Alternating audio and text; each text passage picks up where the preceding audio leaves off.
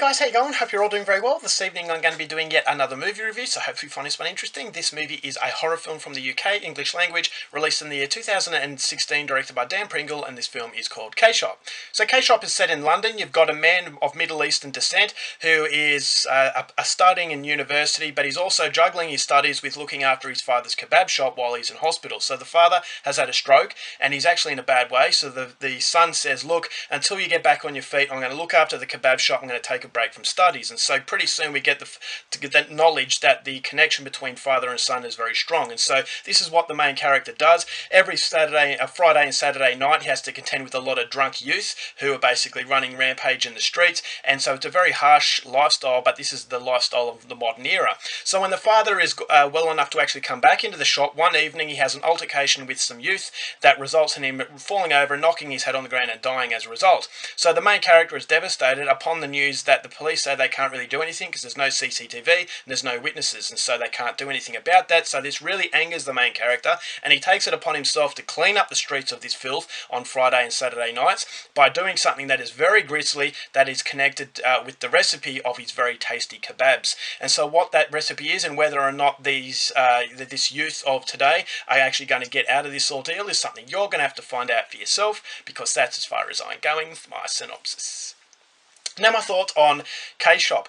I actually thought this is a very, very interesting film, and it does make a shadow of its own based on the fact that it's actually a lot more serious than a lot of other films of this nature actually take themselves. And so the movie does have a lot more than just shocking you for the sake of shocking you. Yes, it is a very shocking film in its violence, but I thought the overall strong purpose that the movie has is this film's saving grace, is that this does depict a very strong social relevance, and the overall entertaining side of this horror film does play well on that social relevance, and it gives it a very different style of feel. And so basically the social relevance is today's drinking, the out of control youth, not only in the UK but also a lot of countries worldwide. It's a worldwide problem, and there's basically binge drinking and the victims as a result of that binge drinking, and also the people who are supplying the alcohol, the publicans, the nightclub owners. Basically a lot of money is in alcohol, and so it's a vicious cycle, and alcohol plays a very pivotal role in this film. There's a lot of visuals as far as people throwing up, and so it's basically the destruction of alcohol and all those people that are caught in the whirlwind.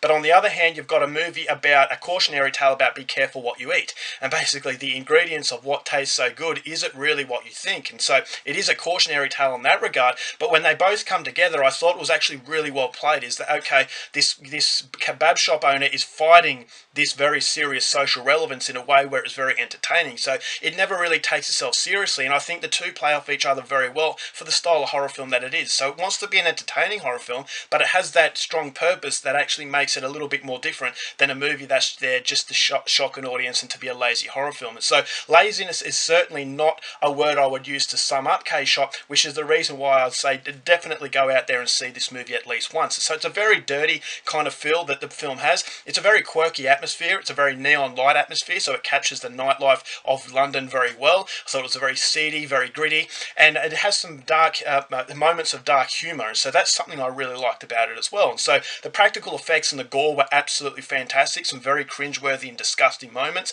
but the fact that the moments were few and far between gives the movie a lot more punch. Is that there are movies out there that just throw violence for the sake of it, and it's very excessive and it's very frequent. And the problem with frequent violence is that you start to desensitize yourself to it. It doesn't have the impact that it did the first time you see it.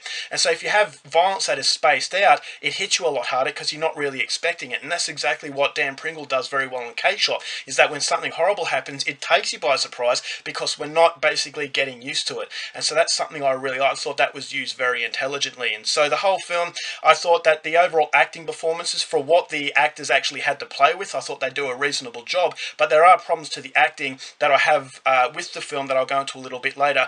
And there's also problems I have with the continuation of the movie, which once again I'll go through a little bit later. But as far as production is concerned, it is very competently made, and as I said, there's a very serious undertone that mixes very well with the entertaining side of what makes K-Shop entertaining. But unfortunately, the biggest problem to this film is that it goes for 2 hours. Now, I don't mind a 2-hour runtime if the contents are used very well, but unfortunately I don't think all the positives were used in a way where the curiosity was satisfied to a point where I felt rewarded at the end of it. Is that basically there are a lot of characters in this movie that really aren't delved into enough. They don't unravel in a very three-dimensional way. So the main character is basically this guy. We get a little bit of insight that he's grown up in a very harsh life, but we don't really connect to him him as a person. We don't really sympathise for him because of all the hardships he's been through. We just sympathise for him for the immediate situation he's in, and basically he's lost his loved one. And so yes, that is very sympathising, but the problem is a lot of other characters in horror films have had the same sort of thing happen to them. So you ask yourself, why do I care about this character more so than another character in another movie? And unfortunately you don't really do that. It's because the director doesn't give you enough time to really get to know this main guy. And so I really couldn't separate him from the countless other characters, and so I'm sympathising for the situation as opposed to him himself. And so when he goes on this journey, I started disconnecting myself from him further and further as the journey went on. And so because I disconnected myself, I started to lose interest in his plight. I didn't really care if he cleaned up the streets, because once again, this is just a serial killer film that I have seen before as far as characterization is concerned. You've got other characters that come into the movie that unfortunately don't really play that well off each other because there's not enough time and effort put into them. And so there are some relationships with this main character that I thought were very interesting, but like his background, it never really goes into it to a point where I thought that it was needed. And so I constantly thought to myself that these characters were being thrown into the film because it needed something on screen to fill in that time. And because you got a lot of that sort of feeling that these characters are being put in there just for the sake of that runtime, I started to feel like it was very empty. And so the emptiness, basically the strong sort of social relevance that the movie has can only play to a certain point where it starts to wear a little bit thin, therefore it starts to outstay its welcome. So it started to go around in circles instead of really diving deep into the story, which is what it really needed to do. And so that's the biggest criticism of K-Shop, is that the characters just aren't that interesting, that the overall runtime, 2 hours, is way too long. It would have been a lot better as a 90-minute film, because it would have got to what it wanted to do a lot better. It actually felt like this movie had to be 2 hours, no matter what. So the director really didn't know what to do, so he put as many characters in, and he wasn't really capable to basically unravel these characters